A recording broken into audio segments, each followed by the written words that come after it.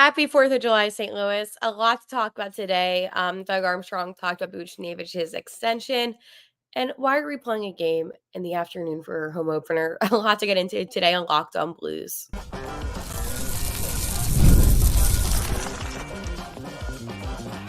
You're Locked On Blues, your daily podcast on the St. Louis Blues. Part of the Locked On Podcast Network, your team every day. Hello. And as I said, a happy 4th of July. Today on July 4th, it is a Thursday. I have a lot to talk about you today. So Buchnevich had an extension, as we know. More thoughts on that one. Off the market. What does that exactly mean? Well, a player that I kind of wanted to come back to St. Louis is officially off the market. And our schedule. Why are we having our home opener in the middle of the afternoon? It makes no sense to me, but I definitely want to talk about it. But before I dive into anything deeper, St. Louis, I just want to let you know that today's episode is brought to you by Game Time. Download the Game Time app, create an account, and use code LOCKEDONNHL for $20 off your first purchase. Terms apply. I hope everybody is having a great day today. I know I am too. And I'm going to dive right into some more thoughts on this Buchnevich extension. One thing about Pavel Buchnevich is that I do know that he is a player that's going to be here for quite a while. I know that he has a lot of skills and that he's a lot that he can bring. And yesterday during Doug Armstrong's presser, he did mention that, part of when you give players these big extensions is to maximize, their ability and their skills. Do I think 6 years is a lot? I do. I personally would have gone with 4 years, but again, it's a $48 million total with $8 million AAV, which isn't awful. The one thing that Doug Armstrong said, I'm going to read you a quote from Doug Armstrong is, he, Buchnevich, loves St. Louis, and I find what's happening in the NHL today is when you find people who want to be in your environment, you keep them. Personally, I like that. I think that, Bush has made it very clear that he was wanted to be here. And Doug talked about, the negotiations back and forth and how basically he would have done 5 years, 6-year contract as we know now. And he was the one that nudged. So he was the one that was like, you know what? He wants the longer. I'll do that. It's fine. Doug also talked about the fact that the cap, it goes up every year seemingly since COVID. So in his mind, he's like, this is a steal if the cap goes up again. Essentially, we're getting Buchnevich for a really good cost. So I think that Doug overall just seemed really positive about this.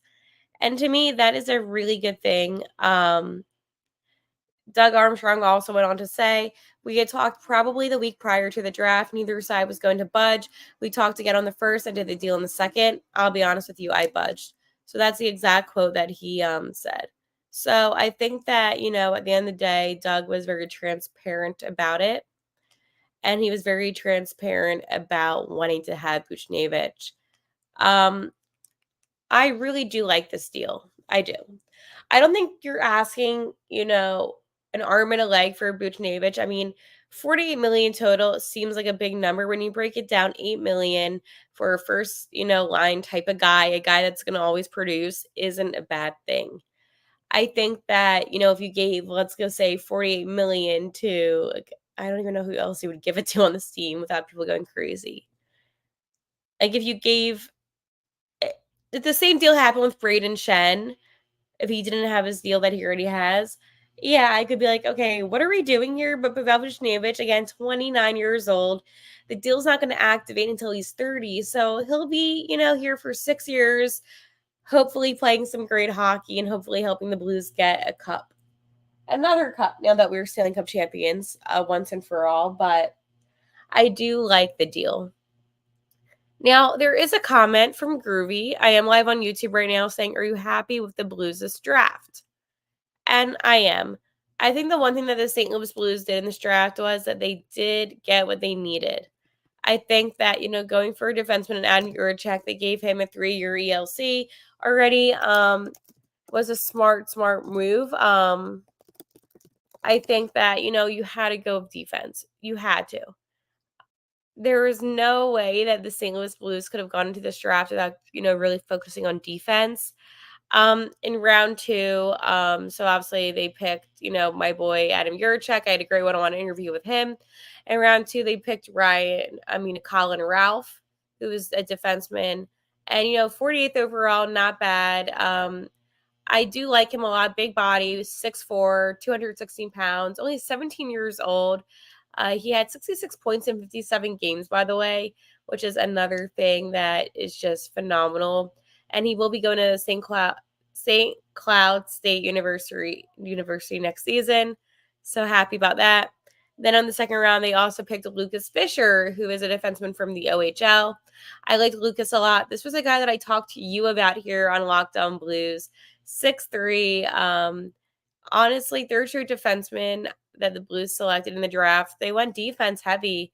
So I like that a lot. And Fisher's father actually played 6 years in the NHL for the Red Wings and was on a championship winning team in 2002. So I like that he comes from a hockey family.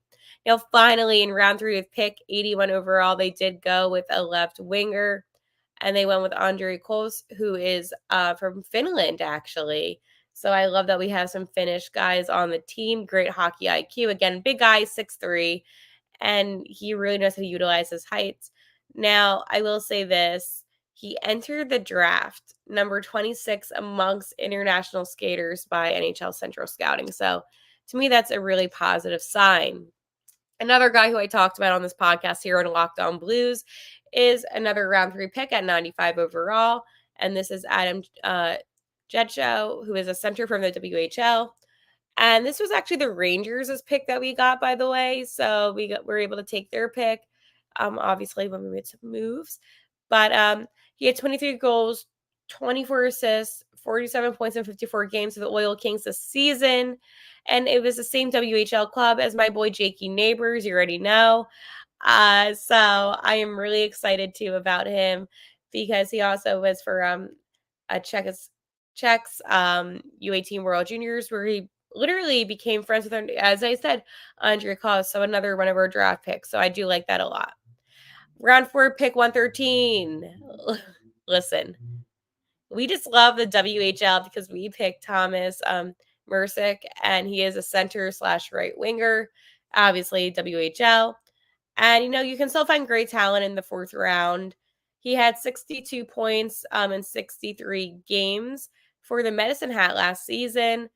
And I think that he was a steal because he did enter the draft ranking 64 against North American skaters. So I do like that a lot. And in round 5, we also have some guys that weren't there, but we have Milian Milsalik, who is a defenseman from the WHL. As I said, big WHL team here. So Western Hockey League, baby, that's what's up. But he is from the Spokane Chiefs, and he's a great blue liner and 6'4" and has a lot of physicality. So again, this Vancouver native is gonna bring some heat. And then we go to round 7, and in round 7 we have Anton Doreen, who is a center from QMJHL. And I do think that this guy is going to have a little bit of a more difficult time being drafted in the 7th, but it's the same former club as Zach Bolduc. And his father, actually, Pierre, was the general manager of the Ottawa Senators for 7 years. So not bad. And then for our 7th round pick, 211, we finished with Matt Vey,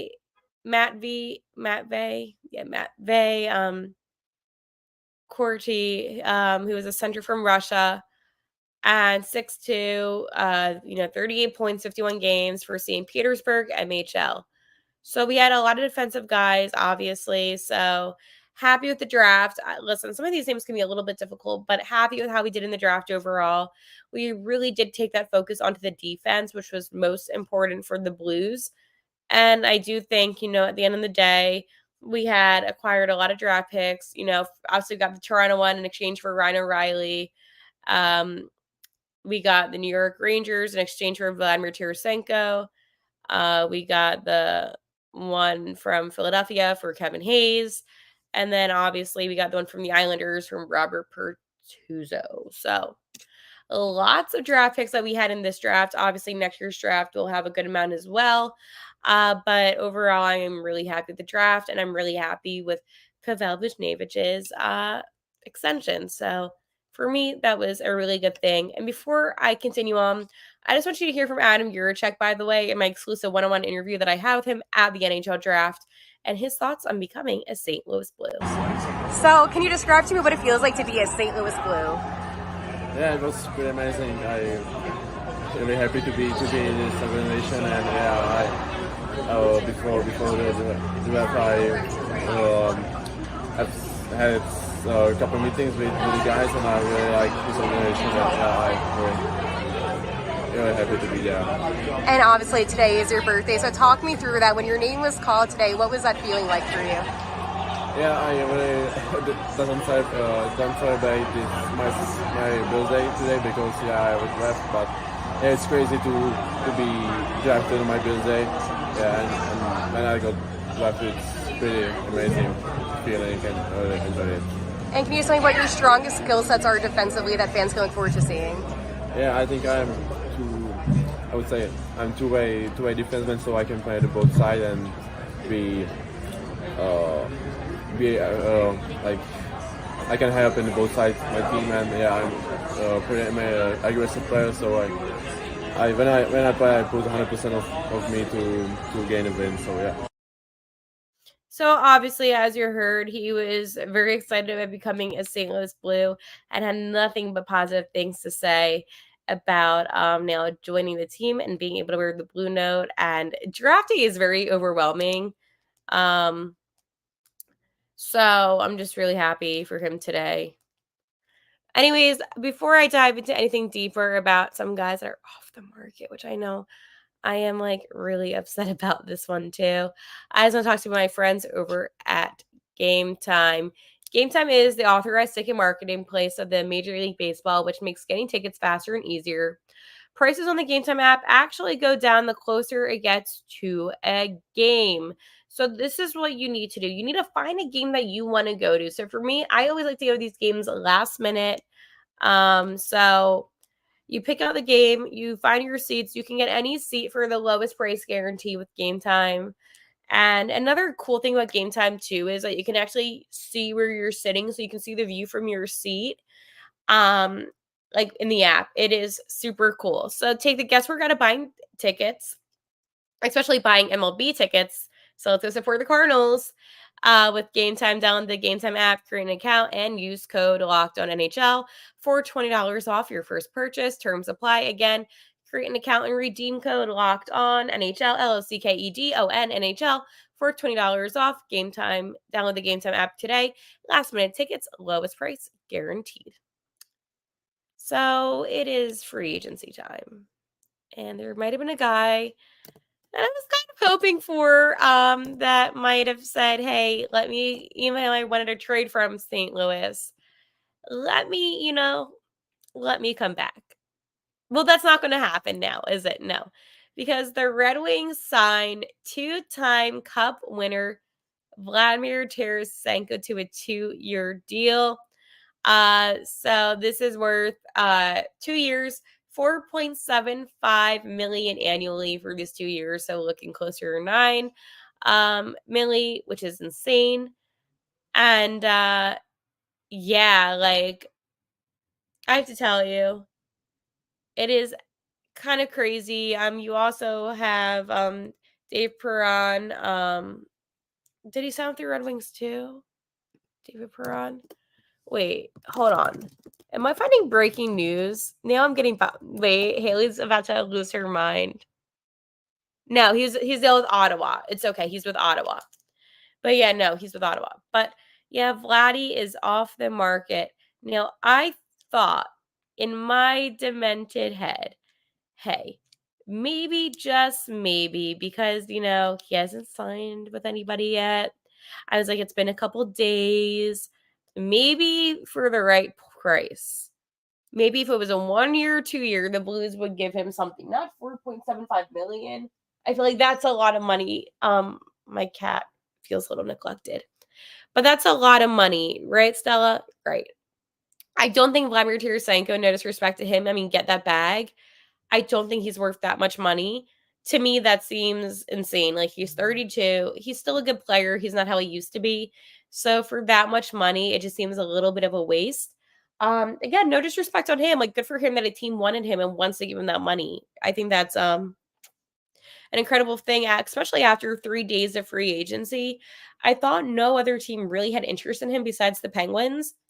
So if you're able to get that much money, honestly, good for you. Like, that's a good for you situation for Vladimir Tarasenko. Personally, do I think that the Blues will regret not having him? No. I think St. Louis will be fine. St. Louis is one of those teams. I told you about the couple guys that we signed already. I have a whole episode on another one of our guys that we just signed, so I'm not going to really talk about it in detail because that's going to come out today. Just some issues downloading it to my computer, and I did a crossover with it too. But the point that I am trying to make is you can't be stupid with the money. I know that we do have money. I think we still have 8 mil left to give out. But again, you can't be stupid and waste it on a player that's not going to perform the way that you want them to.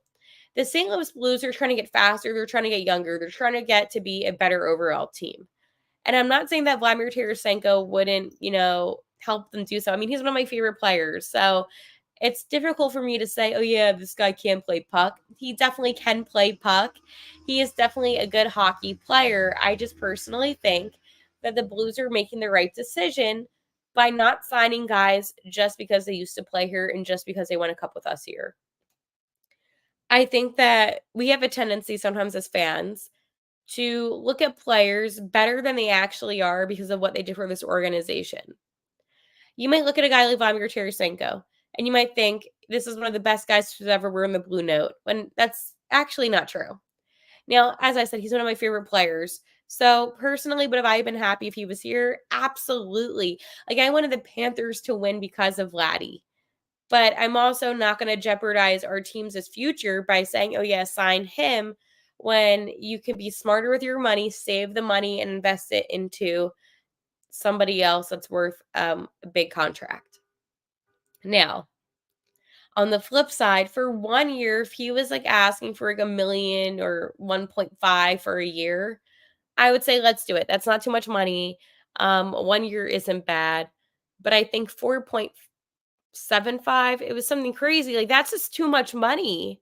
Like, the reality is, like, you're really giving this guy like 9 million for 2 years, which seems, at least for me, a little crazy. It makes you question things. And I know you're gonna hear, oh, well, he's only a couple of years older than, uh, Pavel Buchnevich, but Buchnevich is a different player, and you cannot compare the two guys. What Buchnevich does on the ice is just so much different. Okay, so please take that this with an understanding that you can't compare those two players. Buch still has a lot of his prime hockey left, and that's just the kind of player he is. He's going to perform for quite a while. So no, there is no comparing those two players. My cat, by the way, whenever I talk about the Blues, she gets so excited. She's like, Mom, I want to hear about the Blues.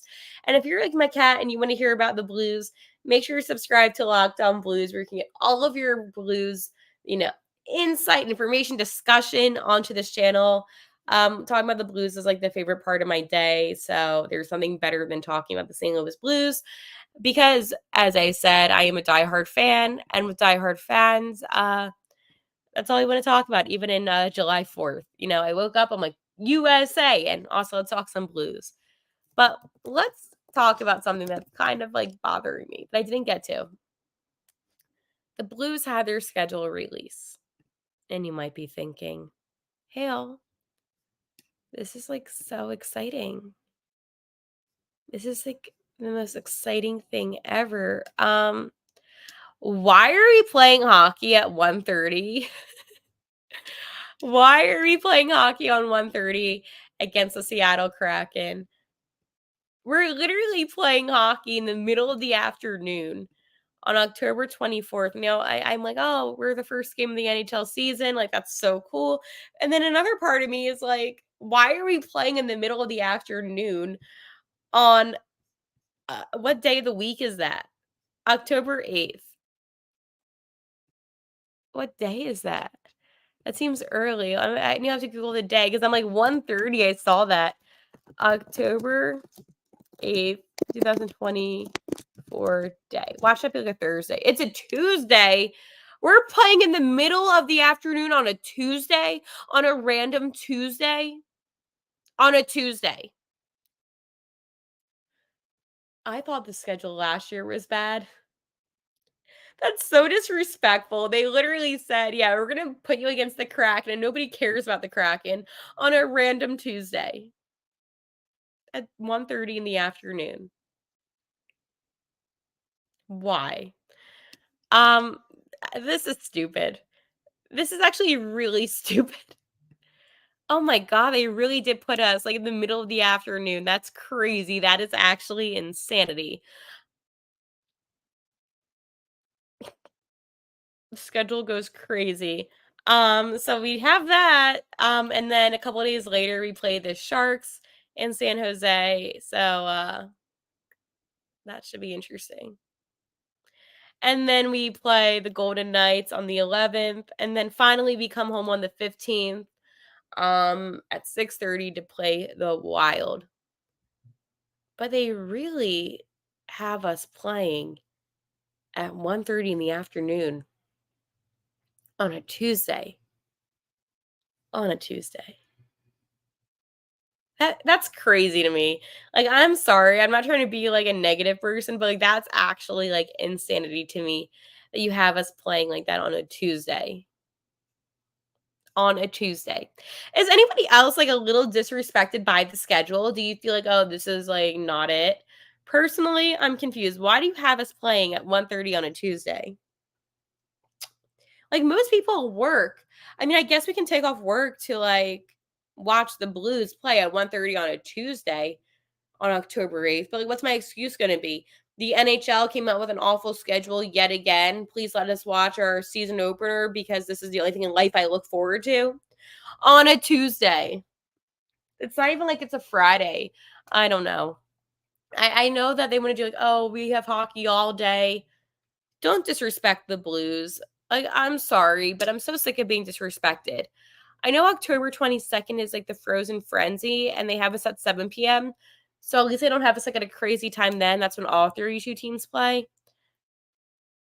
8:30 on a Tuesday just seems crazy to me. Not 1:30 on a Tuesday. Like, now I'm all upset.